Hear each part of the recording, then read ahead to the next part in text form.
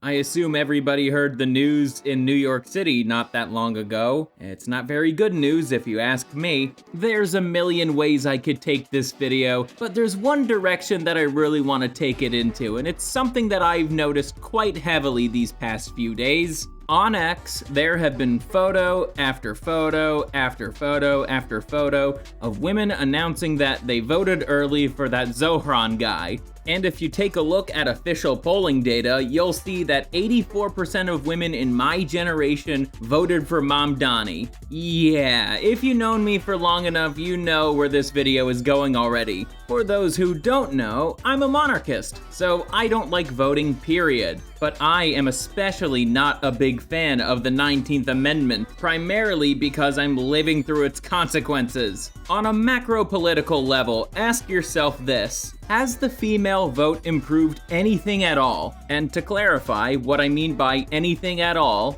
is that things will properly be maintained. Last time I checked, yeah, the answer is no. If you look at the things that women have voted for in the past and in the present, you'll see rather horrific statistics such as 30% of Gen Z dying to abortion, something both the first and second wave feminists fought very hard for, and the third and the fourth waves of feminism are fighting to maintain, or the fact that kids are still being indoctrinated at schools to learn all about queer theory and all its wonders. That too goes all the way back to second wave feminism. Look up Gail Rubin if you want to know more about that, and yes, she is Jewish. Jabs aside, if you really want to see the consequences of women being able to vote, just take a look at Europe. You can still find images of women holding signs saying "refugees welcome" and other peachy shit like that. The people who vote overwhelmingly for progressive parties are always women, and the consequences of women voting for that shit has been disastrous for their sex.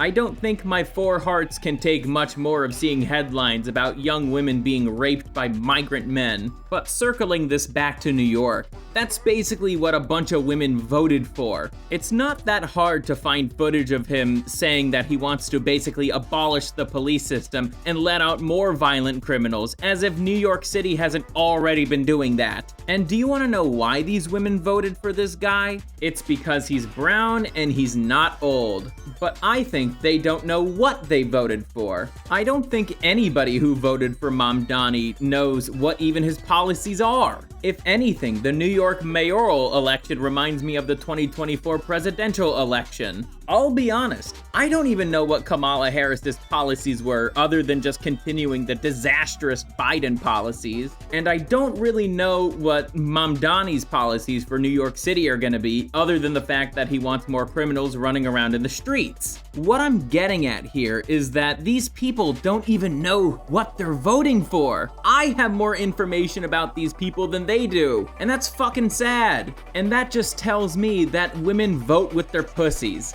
So let me explain it like this. Every now and then I see a woman on Twitter or somewhere on social media say, "All men do is think with their dicks." Well, gee, I wouldn't be surprised if the men who thought like that were the men you wanted to import into the country. However, time and time again, you do the exact same fucking thing with your genitals. You voted for this guy whom you know nothing about, and you don't know anything about his policy based on how he looks. Probably because y'all want to have sex with him or something. That reminds me something that Aristocratic Utensil once said. Women value sex, shock, and stupid. And in regards to this whole situation, I'm shocked that sex is acting stupid. Though, to be honest, it doesn't really shock me all that much that women would vote for their own downfall. But this has also reminded me a very important lesson I learned on my political philosophy journey. The masses are unfit to be talking and engaging in politics. This applies to both the left side of the political aisle and the right side of the political aisle. If you see what what the average normie talks about in his or her day-to-day life, and it really is some of the most retarded things in the world. I've spoken to normies plenty of times in my life. I have experience in this field. That should make you lose any sort of confidence that these types of people are able to make any sort of major political decision.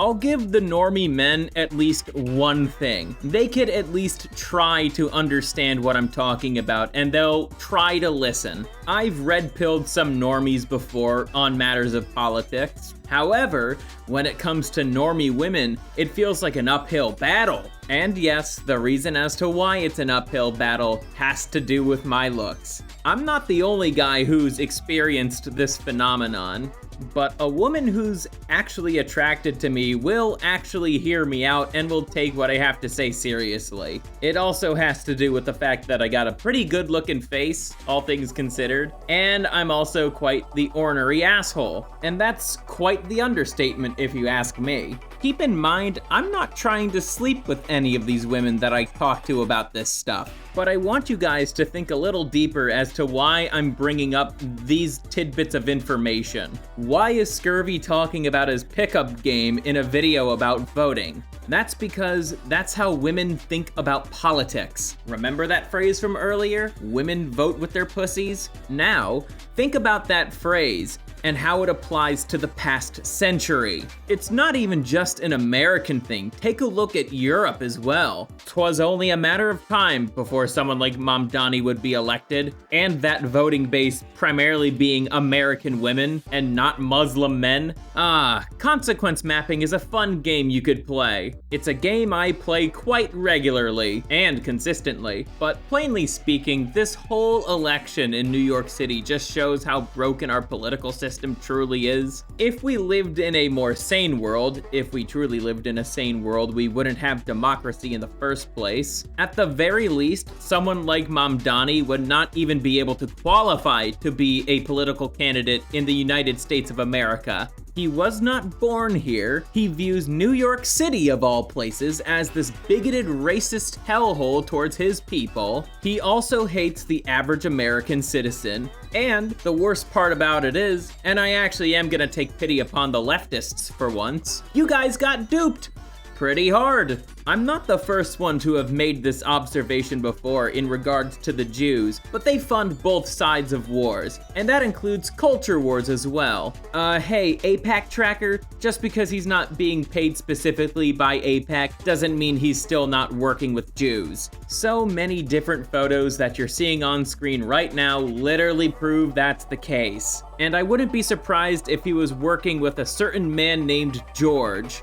one way or another. Free Palestine in the streets, Hava Naglia in the sheets, huh? To end this video, I just got a few things I need to say. Leftists, enjoy the future Sharia hellhole you've just elected. Lord have mercy on y'all, and I mean that. And for the men and women who didn't vote for Mamdani, I'll pray for you that the Lord gives you the strength that you need to deal with this rather tumultuous time that's coming up for your home. And may the Lord also have mercy on you. And lastly, repeal the 19th Amendment, not just for the prosperity of our country, but for the continued safety of our women. And Lord, the women in New York City are gonna need your protection now more than ever. Anyways, I'll catch you guys later.